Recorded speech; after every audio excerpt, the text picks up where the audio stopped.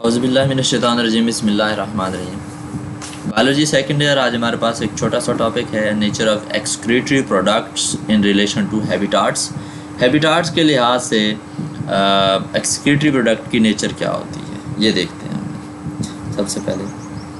तो ammonia is very toxic and dissolve quickly in body fluids, thus it must be kept in low concentration in body to maintain its low concentration below that of body requires large volume of water also to eliminate in it in urine as it is produced। तो अब क्योंकि ammonia जो है ये बहुत toxic है, तो toxic होने की वजह से इसकी कंसंट्रेशन बॉडी के अंदर बहुत लो होनी चाहिए। तो इसकी लो कंसंट्रेशन को मेंटेन करने के लिए बहुत ज़्यादा पानी रिक्वायर है ताकि अमोनिया को यूरिन के साथ रिमूव किया जा सके। तो एग्जैक्टली हमने पहली हेडिंग देनी है लाइन नंबर 1 से, habitats with access supply of water. Habitats with access supply of water या ammonotely, removal of ammonia. Phenomena of removing ammonia by cell organisms is called ammonotely. Organism के cell से जो ammonia remove करने का process होता है, NH3 remove करने का प्रोसेस होता है, उसे अमोनोटेली कहते हैं। और अमोनोटेली करने वाले ऑर्गेनिजम्स को अमोनोटेलिक ऑर्गेनिजम्स कहते हैं। सो इस सूरत में क्या होता है, therefore ammonia kept as the excretory product of the animals inhabiting hypotonic fresh water environment. तो क्योंकि वाटर ज़्यादा चाहिए अमोनिया को एलिमिनेट करने के लिए, तो अमोनिया उन ऑर्गेनिजम्स के अंदर होगी जो फ्रेश वाटर ऑर्गेनिजम्स हैं, ठीक है, हाइपोटोनिक इन्वायरमेंट के अंदर रह रहे हैं। तो तकरीबन 1 ग्राम अमोनिया को एलिमिनेट करने के लिए, एक्सक्रीट करने के लिए 500 ml वाटर की ज़रूरत होती है। तो इससे हमें पता चलता है कि कितना ज़्यादा पानी रिक्वायर है अमोनिया को एलिमिनेट करने के लिए। तो अमोनिया जो है उन ऑर्गेनिज़म में एक्सक्रीटरी प्रोडक्ट के तौर पर रिमूव होगी जो कि फ़्रेश वाटर के अंदर रहते हैं या हाइपोटोनिक इन्वायरमेंट में रहते हैं। सो जहाँ तक हमने पढ़ा, habitat with access supply of water की हेडिंग दी हमने, या अमोनोटेली की हेडिंग दी। तो ऐसे phenomena of removing ammonia from the body is known as ammonotely and the organisms which excrete ammonia are called ammonotelic organisms. हमें पता है कि अमोनिया बहुत टॉक्सिक है, जल्दी से हमारी बॉडी फ्लूइड्स के अंदर डिज़ोल्व हो जाती है, तो इसकी कंसंट्रेशन बॉडी में लो रखनी चाहिए। तो कंसंट्रेशन लो रखने के लिए या below the requirement of body रखने के लिए ज़्यादा वॉल्यूम ऑफ वाटर चाहिए ताकि यूरिन के ज़रिए इसको एलिमिनेट किया जा सके। ये तभी मुमकिन है जब हाइपोटोनिक इन्वायरमेंट हो।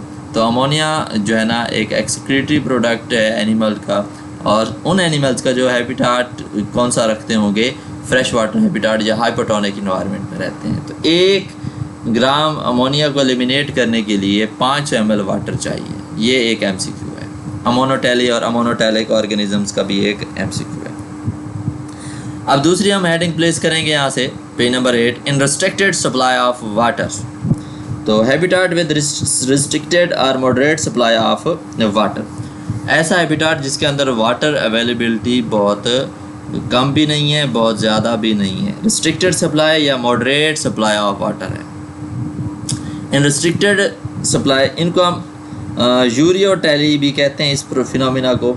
The phenomena of removing urea from the cells from the body of organism is known as ureotely and the animals excreting urea are known as a ureotelic organism. पहले हमने अमोनोटेलिक कहा था और अमोनोटेली की term पढ़ी थी। अब क्योंकि यूरिया जो है as a excretory product remove हो रहा है, तो यूरियोटेली कहेंगे, और यूरिया रिमूव करने वाले ऑर्गेनिजम्स को यूरियोटेलिक ऑर्गेनिजम्स कहेंगे।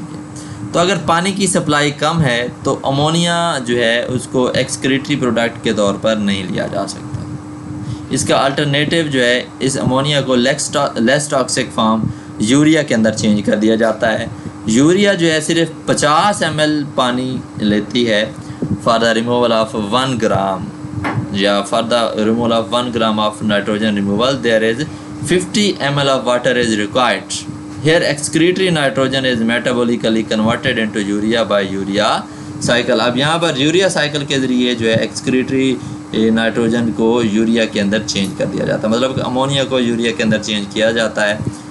In the animals inhabiting environment with restricted supply of water, for example terrestrial animals. तो अब यहाँ पर हमने यूरिया साइकिल देखना है। तो यूरिया साइकिल के अंदर क्या होता है, सबसे पहले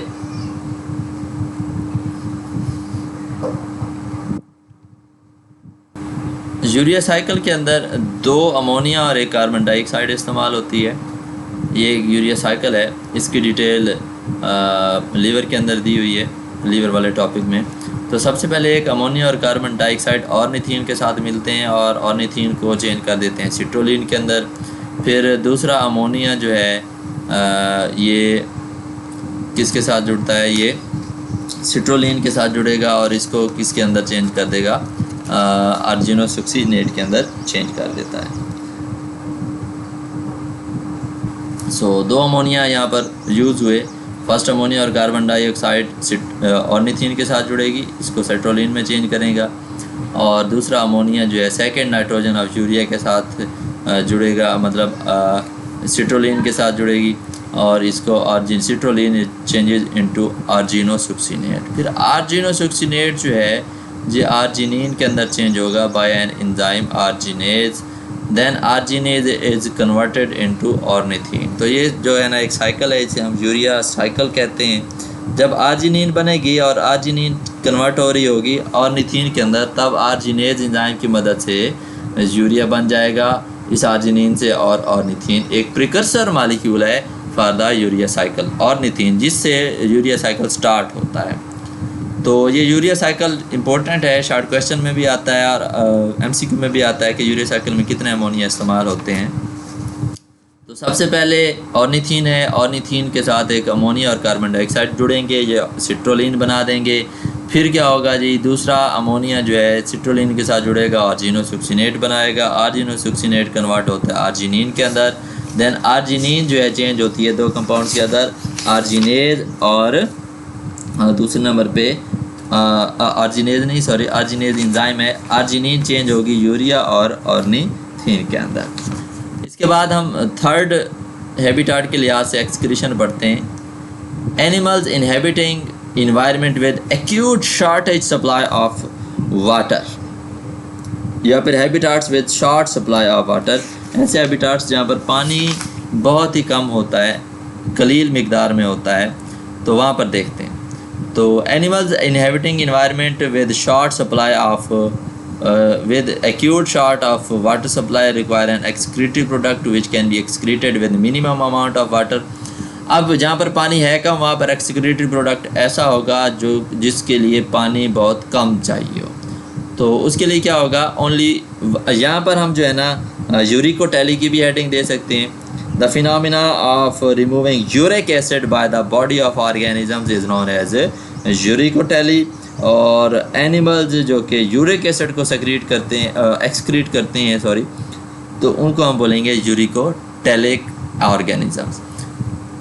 अब यूरिक एसिड के 1 ग्राम को एलिमिनेट करने के लिए सिर्फ 1 ml वाटर की ज़रूरत होती है। देयरफॉर रेप्टाइल्स एंड बर्ड्स, कौन सी चीज़ें, रेप्टाइल्स और बर्ड्स जो हैं इनहेबिट इन एरिड इन्वायरमेंट, जो हवा वाले इन्वायरमेंट में रहते हैं, वो यूरिक एसिड को एक्सक्रीटरी प्रोडक्ट के तौर पर खारिज करते हैं। इसी तरह animals excreting ammonia, urea and uric acid are called ammonotelic. Ammonia खारिज करने वालों को अमोनोटैलिक, यूरिया खारिज करने वालों को यूरियोटैलिक और यूरिक एसिड खारिज करने वालों को यूरिकोटैलिक कहते हैं। Ureotely and uricotely are evolutionary adaptation of nitrogenous waste in their habitats. अब यूरियोटैली और यूरिकोटैली जो है ये इन्वायरमेंट के लिहाज से, हैबिटेट के लिहाज से एवोल्यूशनरी अडाप्टेशन है कि हैबिटाट चेंज हुआ तो उस लिहाज से इनके अंदर ये एक्सक्रीटरी प्रोडक्ट को चेंज करने की जो है ना नेचर भी तब्दील हो गई। मतलब पहले जो था वो अमोनिया को एक्सक्रीट करते थे, फिर हैबिटाट चेंज हुआ मॉडरेट सप्लाई वाला तो यूरिया एक्सक्रीट करने लग गए, फिर हैबिटाट जो है ना टेरेस्ट्रियल हुआ या शॉर्ट सप्लाई वाला हुआ तो यूरिक एसिड को एक्सक्रीट करना शुरू हो गया animals. Animals have adapted not only the chemical nature of excretory product but also the various adaptation have been obtained to provide diversity in excretory structures. Animals ने ना सिर्फ एक्सक्रीटरी प्रोडक्ट की chemical nature को change किया है बल्कि excretory structures भी animals के अंदर उनके अंदर भी अडाप्टेशन आई हैं, वो भी बहुत ज़्यादा इकसाम में चेंज हुए हैं। The main representative models are the described below. अब ये सारी चीज़ें हम देखेंगे नेक्स्ट लेक्चर में पढ़ेंगे। Excretion in representative animals, hydra के अंदर कैसे होती है जी, प्लेनेरिया के अंदर कैसे होती है, अर्थवर्म के अंदर कैसे होती है, ये रिप्रेजेंटेटिव एनिमल्स के अंदर हम एक्सक्रीशन का टॉपिक कल स्टार्ट करेंगे। तो इस टॉपिक के अंदर बेटा शॉर्ट क्वेश्चंस हैं, इस टॉपिक के अंदर एमसीक्यूज़ हैं, बहुत इंपॉर्टेंट है और ये टॉपिक जो है लॉन्ग क्वेश्चन के तौर पर भी आ सकता है। सो इसको आपने अच्छे तरीके से प्रिपेयर करना है। कल तक के लिए अल्लाह हाफिज़। कल इंशाल्लाह नेक्स्ट लेक्चर के साथ आपको जो है ना मिलेंगे और नेक्स्ट लेक्चर में हम हाइड्रा, प्लेनेरिया और अर्थवर्म के बारे में डिस्कस करेंगे। तब तक के लिए अल्लाह हाफिज़।